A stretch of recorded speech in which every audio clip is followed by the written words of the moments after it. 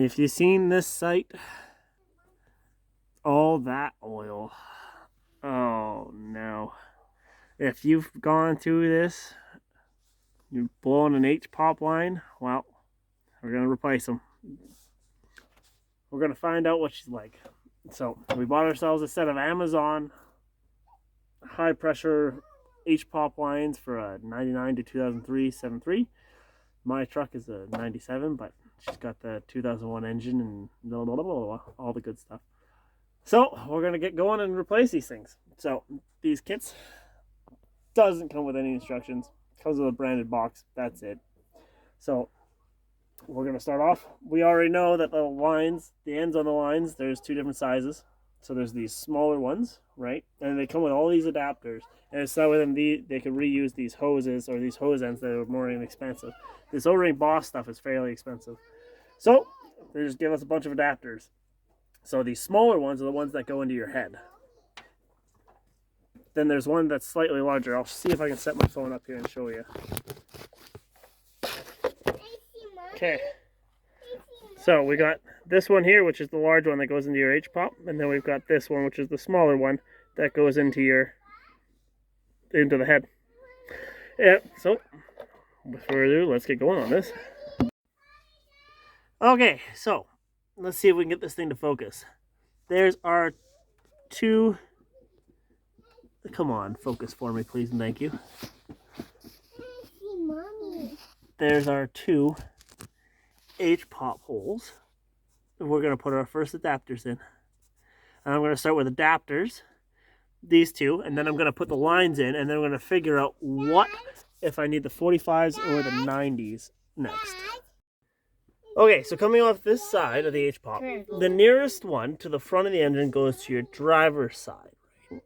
So it comes off, and I tried the 90 first, didn't make any sense. So I come straight off, straight out, and loop it around over that engine pulling hardware that International gives us.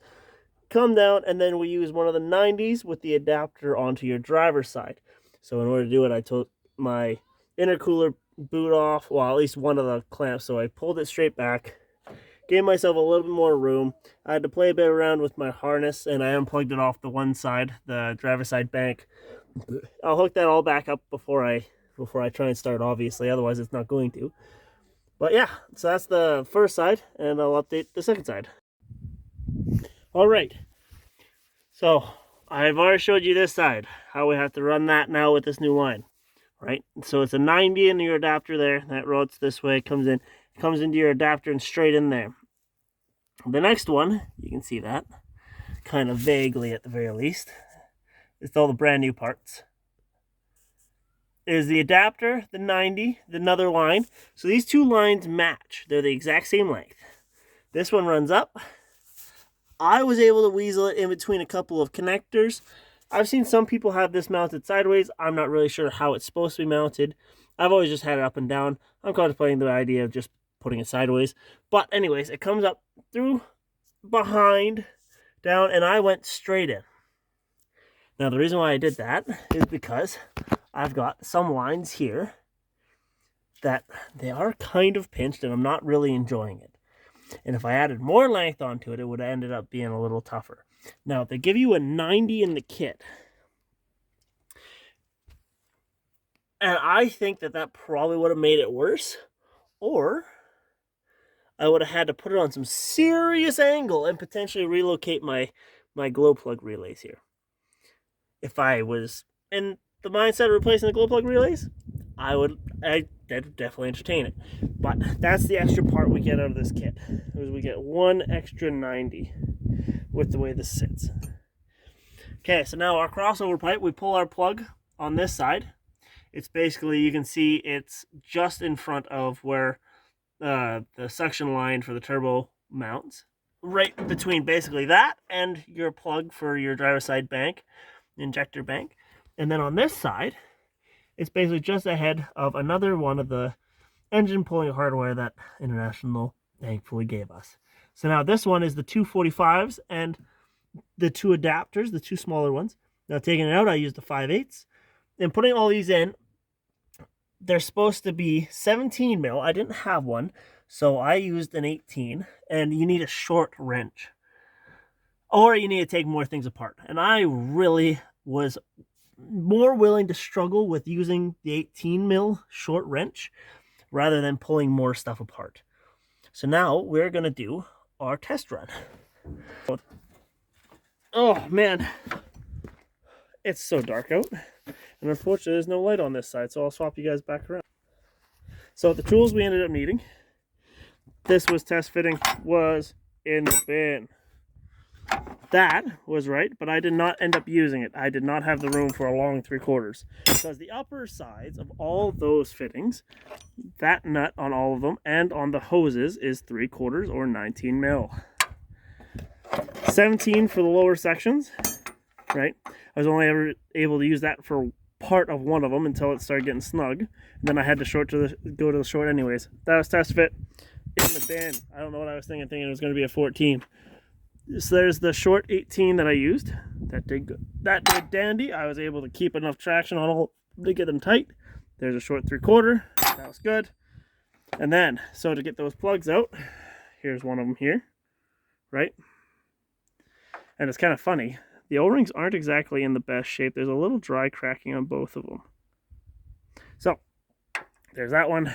There's the 5/8 deep socket, and I ended up having to actually move one of the fasteners for the boot going down to the, I don't know what that would be called, the junction, an air junction, or what, where the charged air enters into the head off of the spider there. So next is going to be finishing off, buttoning up the wiring stuff. I think I've got that actually all buttoned up already in there, just putting all the plugs back on that I had to take off. And now it's just the 2 hose clamps. So it's going to be the big one right there, which is 11 mil. Or I think it was 11 mil or 7/16. I can't remember off the top of my head. Maybe it's even 3/8. Who knows?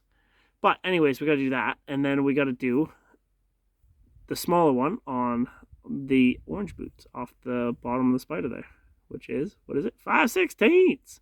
Or a flathead. But I like using sockets for them just because you can get so much more leverage. You got to be careful of breaking them. But it's one of those things, like if you're doing it by hand, it's probably not going to hold the amount of boost. And this truck here, I've welded the wastegate shut on it. I've driven it like this for fucking like probably 5 years. And she does fucking fantastic. Up until if you don't do these boots up well enough, they just blow off. There's a pop and then all of a sudden no boost. You're climbing a hill and it sounds like a steam train. But anyways, I'll get those buttoned up and we'll see if this thing fires. Well, I guess you can call that success. She's dirty.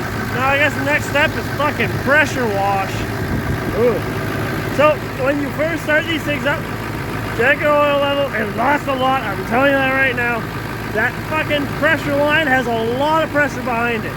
So when it pops, it'll keep on pushing this thing to stick. So it popped and I thought it was like something I lost power. Had it still in gear. So I lost probably close to 7 or 8 liters in a fucking matter of a second or two. Like, it was wild. So make sure, check your oil. As it's running, check your fittings. These, so far, they don't look like they're leaking. I'll show you. So you can see in there, there's one fitting, there's the other fitting. No black, drippy.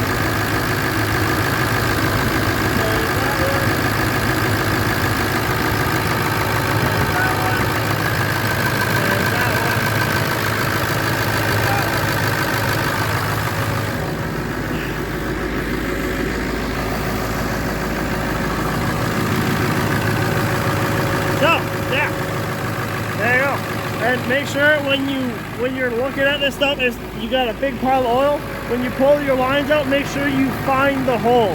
If you don't find the hole, you can't eliminate the fact that it could have been an hpop. I've seen it a couple of times where some of these guys, the back of their hpop blows out the O-ring. There's like a retaining snap ring at the back of it and a plate. And on the inside of the plate's an O-ring. And that O-ring, I've seen it blow out and it just pukes oil almost in the exact same way in the exact same place as these ones. I know these lines, the factory ones, they age and they don't age with grace. they failed, they dry crack, and you can never see it because of the steel braiding. Mine blew out and it was literally a hole like that big. But this is what it did. See that chewed out section? That chewed out section was from that line blowing apart. So it made it super easy to spot. Anyways, I hope that's helpful. I'll post up an update on how well these do. And y'all have a good night. Okay, so it's the next morning, and I figured I should show you guys a couple things here. It was a little dark, and it's gonna be kind of hard to show you guys. But there's a couple little tips that I can throw out there when you guys are putting this thing and get together. So like I said, you start off with this one on the straight. You bend it up. I had to take the boot off, pull the intercooler hose back, and then you can get your bend into it. I actually had to undo the harness, right, just to give yourself a little more wiggle room. It all lines back up just fine. This one here, so I had to start it on that side. That side was easier to start, and then when you loop it through, you're just basically holding it in position here. But this one, when I was getting that one on the first one, I actually had to use a pry bar in between here just to kind of get it to line up straight. So I was doing it, and these things line up really nice finger tight, but when you're prying on it, you're just feeling for the threads, and then it goes. Now this side, so I start off, I did my adapters and my 45s. Fasten this side loosely first, so then you got a little movement out of it.